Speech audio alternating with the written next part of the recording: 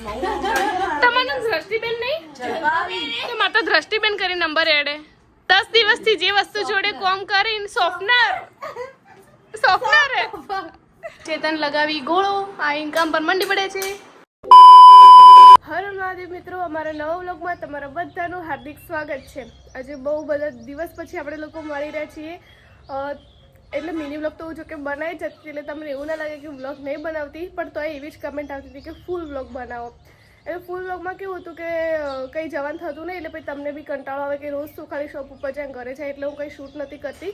પણ જો તમને એવા બી બ્લોગ જોવા ગમે તો કંઈ નહીં, હવે એ ટાઈપનું બનાવીશું ને. અમે વિચાર્યું હતું કે હાલ કંઈ જવાનું સેટ થતું ને, તો ચેતન બી કે તું હાલ એવું હોય તો મિની વ્લોગ જ બનાય.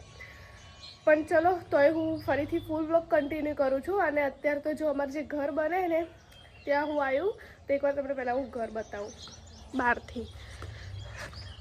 જો અહીંયા સીડી, આ ઓસરી બનશે, આ હોલ, અને અહીંયા કિચન,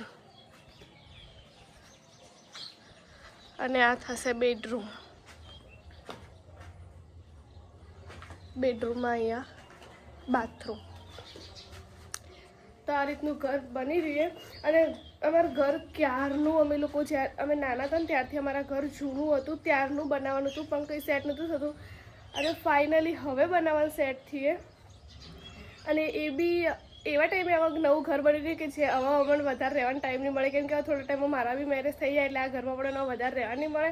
મને બહુ એવું હતું કે ભાઈ આમાં નવું ઘર થાય, હું નવા ઘરમાં રહું, પણ કંઈ નહીં તો આવીશું. અને મેરેજ ડેટ અત્યારે તો હું નહીં કહેતી, એક મસ્ત વિડીયો બનાવીશ. મેં લાઈવ આવી હતી, એમાં કીધું હતું, પણ અમારે વિડીયો બનાવવાના હજી જવાનો ટાઈમ નહીં મળે. કેવો વિડીયો બનાવીએ એ જ વિચારીએ ડેટ રિવીલનો. તો એ અમે વિડીયો બનાવીશું અને વિડીયો મૂકીશું.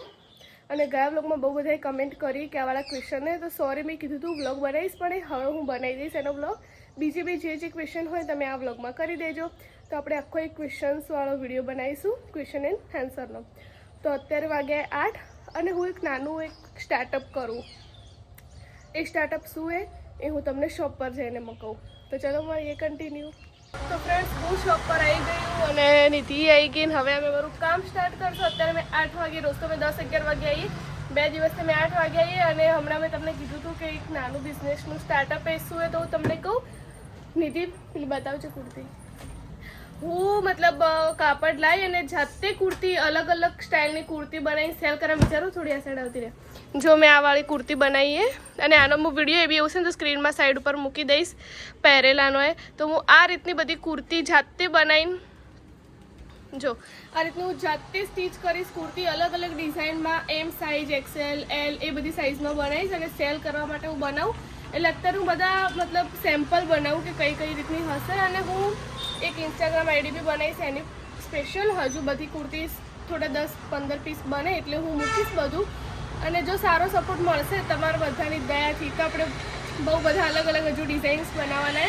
અત્યારે હું જે ડિઝાઇન્સ બનાવીશ એ હું જ્યારે મૂકીશ આઈડીમાં એટલે તમને શેર કરીશ. એવું છે તો હું ઇન્સ્ટાગ્રામ, યુટ્યુબની અંદર પણ શોર્ટ્સ અપલોડ કરી દઈશ. જ્યારે એને અપલોડ કરું બધી ડિઝાઇન, અને આ કુર્તીનો શોર્ટ્સ એવું હશે ને તો હું અહીંયા સાઈડમાં સ્ક્રીન ઉપર બી તમને જોવા મળી જ ગયો હશે મારે પહેરેલો. અને આ ડિઝાઇન કેવી લાગી એ કમેન્ટ કરજો ને. તો નવી નવી ઘણી બધી ડિઝાઇન્સ આવશે, તો એના માટે જ અમે આવીએ. તો ચલો હવે હું મારું કામ સ્ટાર્ટ કરી દઉં, પછી તમને મળું. બને રહેજો બ્લોગમાં. તો ફ્રેન્ડ્સ, જો હવે આપણે કુર્તી કટિંગની કરી દીધી, સીવવાનું ચાલુ કરીએ. અને એક કુર્તીમાં બધું ઊંધું થઈ ગયું હતું, એટલે બધું વગી કરવામાં એક કુર્તી આખી બીજી સિવાઈ જાય ને એટલો આ કુર્તીમાં ટાઈમ વેસ્ટ થઈ ગયો. અને મેં કેટલા 8 વાગે કામ ચાલુ કરતી ને અત્યારે લગભગ 11:30 થઈ ગયા. અને હવે ભૂખ બી લાગી. હમણાં 1 વાગે બધા નેલ્સના સ્ટુડન્ટ આવશે, એટલે હવે પહેલાં એક કુર્તી સીવી દઉં. અને બહાર બતાવું કે નહીં બતાવતી કંઈ ફાઇનલ નહીં, ડાયરેક્ટ લગભગ વિડીયોમાં જ બતાવી જ્યારે બધા મૂકીશ ત્યારે. અને ભૂખ બી લાગી એટલે પહેલાં કુર્તી સીવીને પછી જમી લે, પછી સ્ટુડન્ટ આવે. એટલે જો કદાચ હું મળીશ બ્લોગમાં આજ તમને એ લોકોને. આજ એમનો લાસ્ટ ડે અહીંયા. તો ફ્રેન્ડ્સ, હવે અમારા નેલના સ્ટુડન્ટ આવી ગયા. નાસ્તા એમનો લાસ્ટ ડે અને એક્ઝામ બી એ. અને આ અમારા એક બુની જેને થોડી યાદશક્તિ ઓછી હોય એની. અને હોય તો તમે જોયેલા હશે વ્લોગના અંદર, થોડું ફેસ યાદ હશે થોડા ઘણું. અને આ પેલા બેન કીધી આ પાટણ ના હો, પાટણના બરાબર. તમારી યાદશક્તિ કેમ ઓછી તમે કહો? મગજ કસ્ટમરોમાં ભરવા પૂરો ના તમારે તમે બદામ નહીં ખવડાવતા લાવવાની પડી દુકાનમાં. બરોબર. અને આપણે શું દ્રષ્ટિબેન ને મને પકોડી ખવડાવવાનું કીધું કે હું ઘરેથી બનાવીને લાવીશ.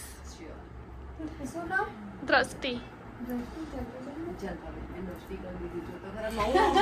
તમારું દ્રષ્ટિબેન નહીં તો મારે તો દ્રષ્ટિબેન કરી નંબર એડ હે.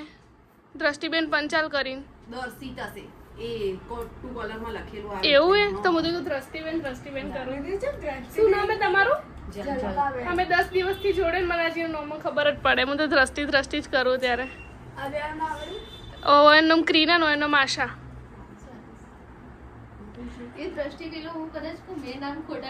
અને આજે એ લોકોનો એક્ઝામ ડે એટલે હું મારી કુર્તી નહીં બનાવું. હું મારું કામ કરું ને એ લોકો એમનું કામ કરે. અને સર્ટિફિકેટ તો આજે નહીં તો એ લોકો સર્ટિફિકેટ લેવા આવશે ને એટલે આપણે અલગથી બ્લોગ બનાવીશું એમને લેશો. એ દિવસ પાર્ટી કોક બધા પાર્ટી કરાવવા નહીં મને. અને આવી રીતના મેં ચી રીતના ચેવું ફાઇલર જેવું કરી મેં આવું શીખવાડ્યું એ ઓને શું કહેવાય? કાલ પૂછતા હતા ઓનો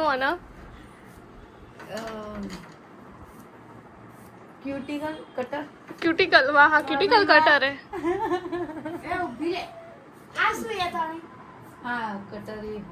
તો આ શું હે?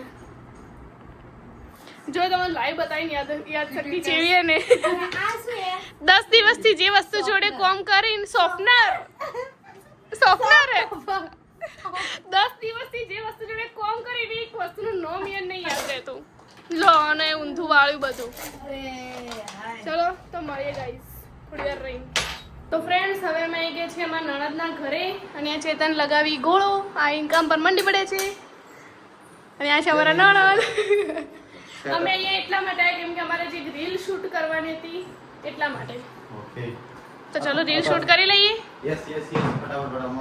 ફટાફટ પહેલા અંધારું થઈ જાય અને પછી અમે રીલ શૂટ કરી લઈએ પછી તમે લોકો મળીએ. તો ફ્રેન્ડ્સ અમે શૂટ કરતા હતા અને કસ્ટમરનો ફોન આવ્યો પછી એરોપ્લેન મોડ ઉપર હતો એટલે કસ્ટમરે ખાસા બધા ફોન કરીને ખબર જ ના પડી. તો અમે અત્યારે